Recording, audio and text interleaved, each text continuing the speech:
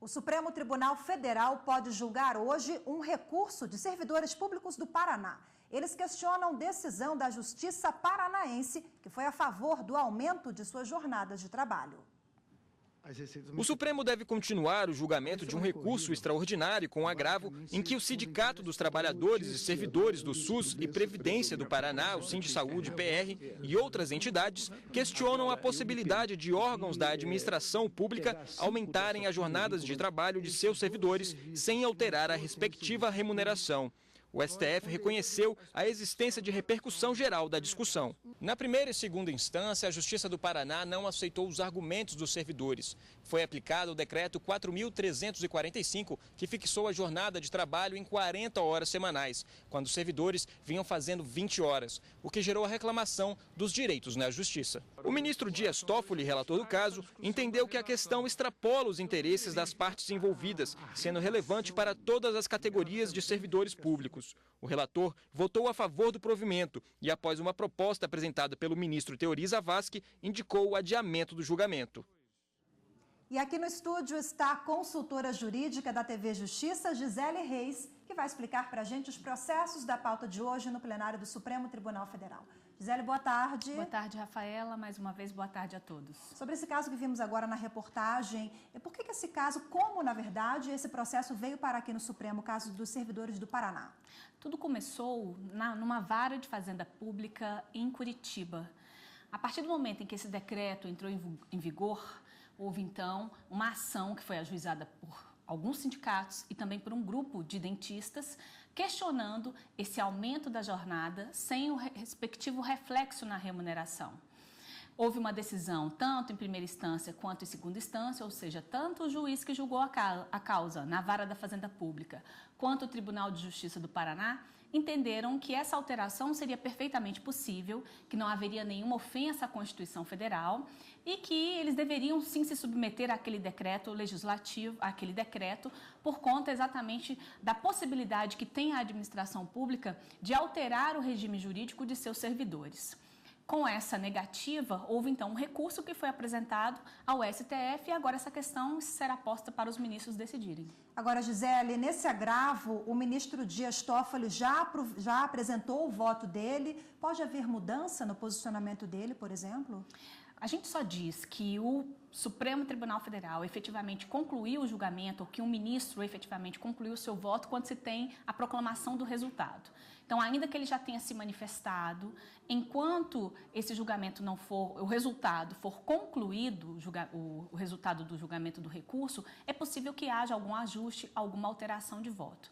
É preciso lembrar que na sessão em que esse tema chegou a ser discutido, houve uma proposta do ministro Teori Zavascki, e aí foi por essa razão, inclusive, que o ministro Dias Toffoli pretendeu suspender, adiar aquela sessão de julgamentos, inclusive para analisar aquela proposta que estava sendo apresentada pelo ministro Teori.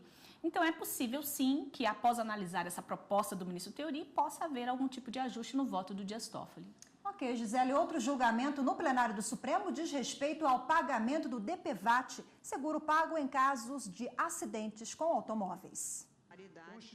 O Supremo também pode julgar duas ações diretas de inconstitucionalidade contra leis que alteraram as regras do seguro obrigatório de danos pessoais causados por veículos automotores, o DPVAT. A mudança teria diminuído a indenização para familiares de vítimas fatais e para casos de invalidez. O Partido Socialismo e Liberdade, o PSOL, entrou com uma dessas ações, alegando que a redução não garante o mínimo de assistência. O ministro Luiz Fux é o relator das duas ações. A Procuradoria-Geral da República deu parecer contra as ADIs. Gisele, explica para a gente no que consiste o seguro DPVAT. É um seguro obrigatório e é importante lembrar que essa obrigatoriedade ela decorre da lei. Não existe um contrato, né? Quando nós somos proprietários de algum veículo automotor, independentemente de fazer algum tipo de contrato, existe a obrigação imposta por lei de pagar o seguro DPVAT.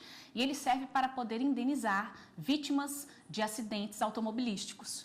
Então, existe um valor que está previsto na legislação e ele é devido, essas indenizações, elas são devidas quando há morte ou quando há invalidade permanente parcial ou total.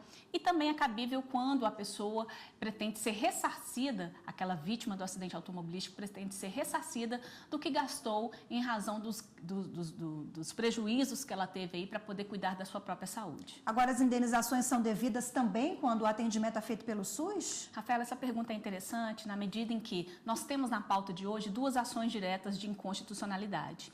Uma delas questiona exatamente essa situação em que existe uma medida provisória que foi convertida numa lei e que prevê a total impossibilidade dessa indenização ser paga quando o atendimento for pago por instituições, por entidades de saúde ligadas, conveniadas ao Sistema Único de Saúde. Que aí a pessoa não teve gasto, né, em tese. Aí é o que se discute. O que se discute, na verdade, é que essa norma seria inconstitucional. Então, existem essas 2 ações diretas de inconstitucionalidade. Uma trata basicamente do valor que foi alterado, o valor das indenizações que sofreu uma alteração a partir de uma determinada medida provisória, e a outra trata exatamente dessa situação que você perguntou, no que diz respeito à impossibilidade das pessoas que foram atendidas no SUS serem ressarcidas. O interessante é que o ministro Luiz Fux, que é o relator dessas ações diretas de inconstitucionalidade, ele chegou a suspender, porque esse caso tem gerado muita controvérsia, inclusive decisões nos tribunais de justiça espalhadas pelos estados têm se debruçado em relação à constitucionalidade ou não dessas medidas provisórias que foram convertidas em lei. O ministro, então, determinou a suspensão de todos esses processos, esses incidentes de inconstitucionalidade, até uma decisão definitiva do Supremo. Agora, Gisele, há alguma inconstitucionalidade formal nesse caso? Esse também é um outro aspecto que está nas 2 ações diretas de inconstitucionalidade. Quando a gente fala de inconstitucionalidade formal, significa dizer que aquele procedimento de criação da legislação, ele não respeitou o processo de elaboração de leis previstos na Constituição Federal. Então, as 2 ações argumentam que essas medidas provisórias, elas foram editadas sem 2 requisitos, da urgência e da relevância. E a Constituição Federal estabelece que o presidente da República ele poderá editar medida provisória com força de lei, desde que haja relevância e urgência. Então, esse também é um ponto que os ministros deverão se debruçar.